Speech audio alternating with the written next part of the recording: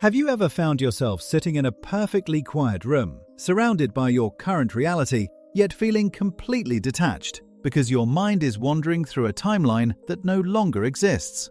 Perhaps it is late at night and you are endlessly scrolling through old photographs, rereading text messages from years ago, or listening to a specific song that instantly transports you back.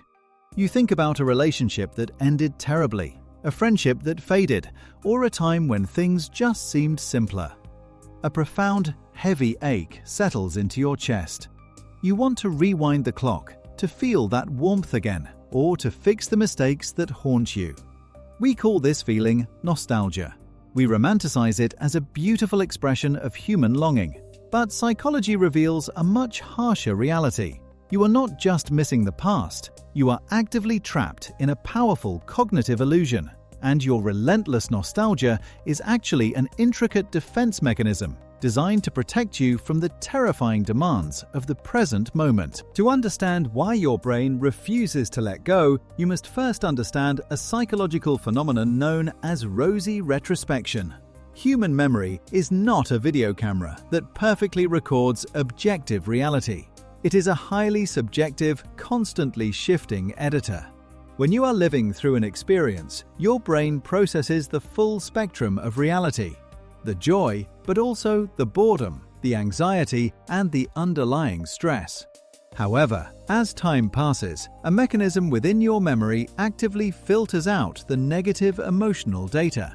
The sharp edges of your past pain begin to dull.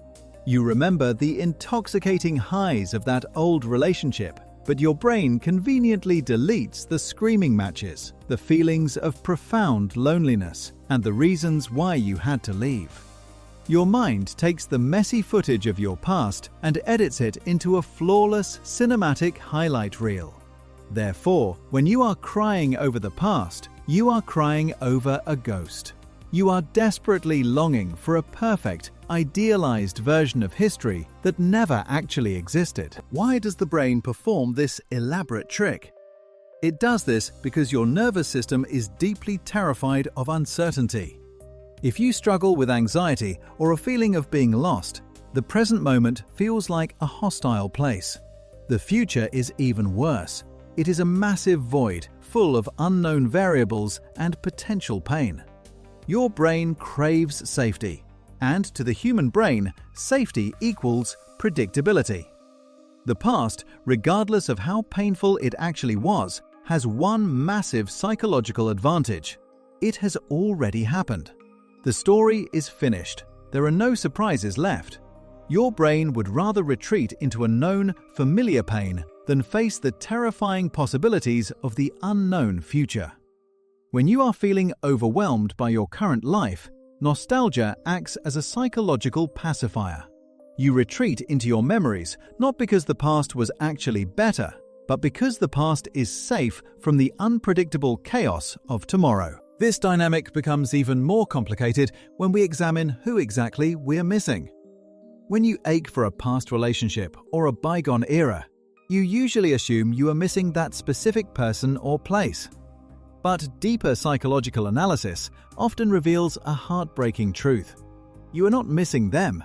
You are missing the version of yourself that existed when you were with them. You are mourning the loss of your own past identity. Perhaps you miss the time when you were more trusting, before your heart was broken. You miss the era when your eyes were not yet heavy with the cynical realities of adulthood.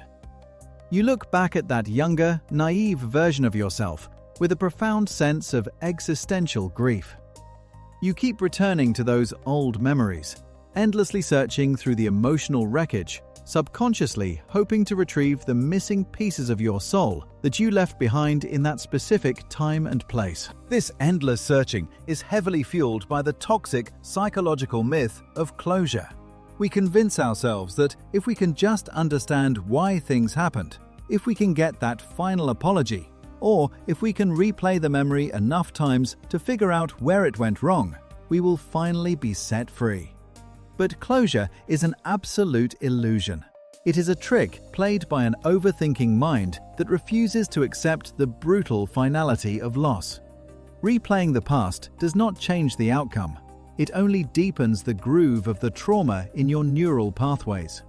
Every time you revisit the memory, you are reinforcing the emotional connection to a dead reality. You are keeping the wound perfectly fresh, actively preventing the psychological scar tissue from forming. You become a prisoner of your own history, demanding that the past resurrect itself to give you answers it simply does not possess. The cost of this mental time travel is nothing short of your actual life. You only have a finite amount of cognitive and emotional energy.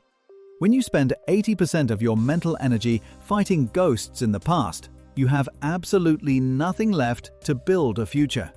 You become physically present, but emotionally absent. Your current life begins to feel empty and unfulfilling simply because you are constantly comparing it to a phantom that cannot be competed with.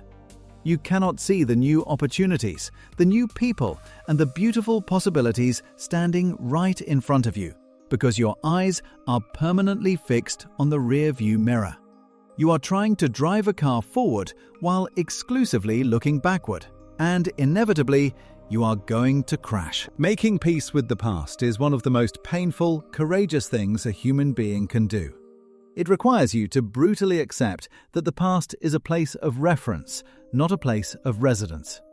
You must realize that letting go does not mean you are erasing the memory or pretending it did not matter. It simply means you are finally revoking its power to dictate your present reality. You have to forgive yourself for the mistakes you made when you did not know any better. You have to forgive the younger version of you who trusted the wrong people. And most importantly, you have to realize that the safety you are desperately looking for can only be built in your present. You must learn to face the terror of the unknown future with bravery, rather than retreating into the comfortable illusion of your history. Stop looking behind you. There is nothing left for you there. The author of your life has already turned the page. It is time for you to finally start reading the next chapter.